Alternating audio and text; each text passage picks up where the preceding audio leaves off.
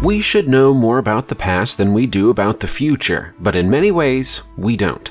Some of the things our ancient ancestors did are very difficult for us to understand, and so are many of the things they made. The objects and places discovered by archaeologists are often a mystery to our modern eyes, and we have some of the best of those mysterious finds in this video. We start in England, where the Anchor Church caves in Derbyshire have been a puzzle to archaeologists for generations.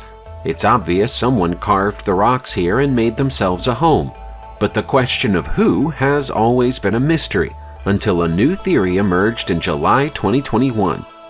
It's now been suggested that the cave was the secret hideout of an Anglo-Saxon king living in exile during the 9th century. That's quite a radical departure from the most commonly accepted previous theory, which was that the cave was an 18th century folly. If the 9th century theory is correct, the cave would be the oldest complete domestic interior in the whole country. It still has its floors, roof, windows, and even a couple of internal doors. Comparisons have been drawn between the style of the architecture here and the Anglo-Saxon crypt in nearby Repton. As for the Anglo-Saxon king, that would be King Eardwulf of Northumbria, who's recorded as being deposed in the year 806 and is known to have then lived in exile before dying and being buried at Bredon on the Hill in 830. That's just 5 miles from here, so the dates and the stories match up. If we say the words decorated eggs to you, your first thought would probably be Easter. The idea of decorating eggs for special occasions has been around for much longer than our Easter traditions, though. In fact, the custom goes back at least 3,000 years before the time of Christ. Decorated ostrich eggs have been found all over the world, including places as revered as the Isis tomb in Volci, Italy. They often appear in the collections of rulers and wealthy people from Iron and Bronze Age societies, so it's possible that they were highly desirable collectible items in the same way Fabergé eggs are today. More recent studies have shown that the eggs used in the production of the items came from Mediterranean ostriches, with a few coming from North Africa and the rest coming from the Mediterranean East. Eggs from one end of that area have been found at the other end, suggesting that the trade route traveled far and wide. We have no record of such an expansive trade route existing 5,000 years ago in that region, so the eggs might now force us to rethink what we know about history. Mainstream archaeologists tell us that Neanderthals died out because Homo sapiens were a lot smarter than them. Recently, evidence has begun to suggest that's not necessarily true. In the Italian caves of Pau la Villa, evidence has been collected that demonstrates Neanderthals were capable of creating adhesives to use on their stone tools. Specifically, they made a sort of resin glue to craft their tools as part of a process called hafting, which was an important technological breakthrough when Homo sapiens achieved it. The Neanderthals in question lived in the caves around 55,000 years ago and traveled long distances to collect resin from pine trees so they could glue handles to tools made from bone, wood, or stone.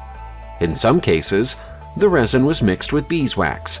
By adding handles to basic stone tools, Neanderthals would have a better grip on the tools, and therefore make sharper wooden spears. They'd also be able to perform butchery and scrape leather. In the past, the degree of intelligence required to make the tools and go about processes like these has been thought to be reserved for early humans only. Clearly, Neanderthals were smarter than we imagined. Nobody truly knows what brought about the downfall of the mighty Maya Empire in Central America. We know it happened in the 8th century, but we don't know why. Historians have speculated about drought, environmental degradation, overpopulation, and other possible causes. But might the true cause be a civil war?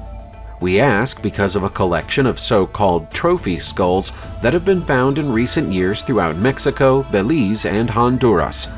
In every case, the skulls have been dated to the 8th century and belong to people who died shortly before the Mayans left the area. One skull in particular found at a site in southern Belize called Pakalna, is inscribed with fire and animal imagery. Those are the military symbols of the northern reaches of Mayan territory. If the military of the north came this far south, it might indicate that local leaders had lost control and the military had to step in. Scientific analysis of skulls in other locations has indicated that they too belong to men who came from northern territories. Did the Mayan civilization literally fight itself to death? It seems unlikely, but it's not impossible. We've known about the plain of jars in Laos for quite some time. They're scattered all over the Chiang Quang Plain in the highlands of the country, molded from rock, and can be anywhere between 3 feet and 10 feet high, with each jar weighing more than 10 tons. They're something like 2,000 years old, and their purpose remains unclear, but a relatively recent discovery may shed a little more light on them. An Australian team of archaeologists working in the country in May 2019 has located an additional 137 of the jars, spread across 15 more sites, and some of these appear to be closer to 2,500 years old than 2,000. Louise Schuen, who worked with the team, has said she believes the jars were used in funeral rituals. Human bodies were stored in the jars and left to decompose, and then the bones would later be extracted and buried. Stone carvings and personal belongings, including jewelry and beads found near these newly found jars, seem to support her theory. Do you feel differently about the plain of jars now you know it might be a huge mortuary? Humans have been drawn to psychoactive, mind-altering chemicals for as long as we've known they exist, yet the reasons people use them have evolved considerably through time. Let's take a look inside this shaman's backpack to see what we mean. It was discovered inside a rock shelter in Bolivia's Andes mountain range in 2019, where it had been preserved for over 1,000 years by the climate. The bag is made from leather and contains the basic ingredients of ayahuasca. Combine these ingredients in a drink and pour it down your throat, and you'll be experiencing vivid hallucinations in no time. These visions held the secrets of the future for a shaman. The shaman's visions were meant to be experienced alone, so they'd often travel to a distant rock shelter like the one where this was discovered to carry out their rites in peace. Snuffing tablets, llama bone spatulas, and a bag made of fox snouts were also included in the bag. All of these things were presumably sacred to the shaman, so we're left to question why they were discarded in the rock shelter. The most likely but least appealing scenario is that the shaman fell from the rock shelter to his death while hallucinating. There are so many ancient artifacts buried in Egypt that we may never find all of them. Even though hundreds of archaeological sites in the country have been fully excavated over the years, there's always a new one for experts to sink their teeth into.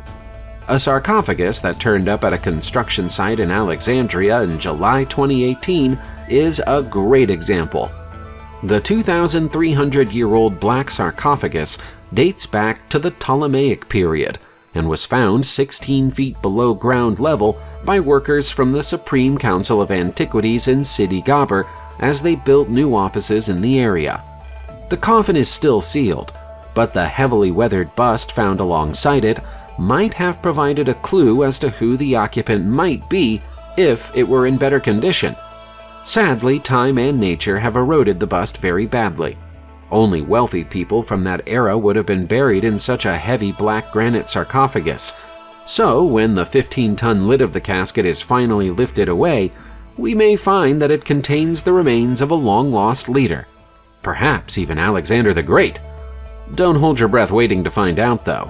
Full excavation may take 5 years. Japan's kofun tombs have been of interest to archaeologists for a very long time, and it seems the more that we look at them, the more mysteries we find. In January 2022, a study of satellite images of the tombs revealed for the first time that they were all built in alignment with the rising sun. The keyhole-shaped tombs can be found all over Japan, and every single one of them faces the exact same direction. There's obviously a grand significance to this, but we might never find out what it is, because so much protection is afforded to the tombs. The country's traditions say that the kofuns are connected to the mythological first emperors of Japan, and so archaeologists aren't permitted to enter them, let alone excavate them. That's why the secret of their alignment wasn't known until satellite technology made it possible. It's thought that most of the funerary mounds were created between the 3rd and 7th centuries. The largest of them, the Daisen kofun, is a UNESCO World Heritage Site and is dedicated to Emperor Nintoku. That's all we can say about them with any certainty until the Japanese finally allow archaeologists inside. Moving from Japan to Saudi Arabia, archaeologists announced in January 2022 that they've discovered something they described as a 4,500-year-old highway network. They now believe that the people who lived in the northwest of Arabia all that time ago created long funerary avenues, surrounded on all sides by thousands of burial monuments that connected pastures and oases together. Contrary to what historians and archaeologists have long believed, this suggests a high degree of capability and social and economic connection between the populations who lived here more than 4,000 years ago. As part of the same ongoing project, archaeologists have demonstrated that the region's mustatils are far older than once thought, with the earliest of them created more than 7,000 years ago, and that the numerous pendant-shaped tombs of the K-Bar Oasis are about 5,000 years old. It seems like the Bronze Age history of Arabia is finally coming to light, and there will doubtless be more discoveries to come from here. Speaking of surprising ancient burial sites, an oil drilling project in Iran accidentally discovered an ancient cemetery in July 2022. The discovery happened in Avaz, which is the capital city of Iran's Khuzestan province. Rather than being buried conventionally, the people who were laid to rest here were buried inside structures that look like giant urns. Scientific analysis of the urn tombs indicates that they're approximately 2,000 years old. All of the tombs point toward a nearby river, which has led experts in the country to conclude that these individuals practiced Mithraism and were buried according to its principles. Before Zoroastrianism came to Iran, many of its inhabitants worshipped Mithra, who was the god of the sun, battle, justice, and contracts. Urn burials of the era were usually reserved for infants and young children, but that doesn't appear to have been the case at this site, where most of the people buried died as adults. Archaeologists in Iran would like more time to study the site, but this would delay the oil drilling project. There might be more to find here, but the experts are going to have to work quickly to find it. The same ancient shipwreck that gave us the Antikythera mechanism turned up another treasure in June 2022, when marine archaeologists located what's thought to be the long-lost 2,000-year-old head of a statue of the Roman god Hercules. The shipwreck, which is off the coast of Greece, was first discovered by sponge divers in 1900 and has been undergoing constant archaeological assessments ever since.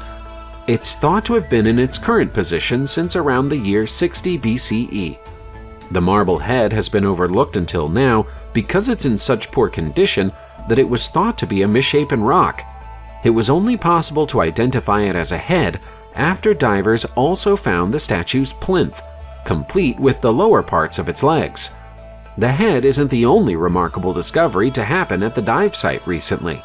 Archaeologists have also found 2 human teeth embedded into marine deposits, thus confirming that at least one person didn't escape the vessel before it went down.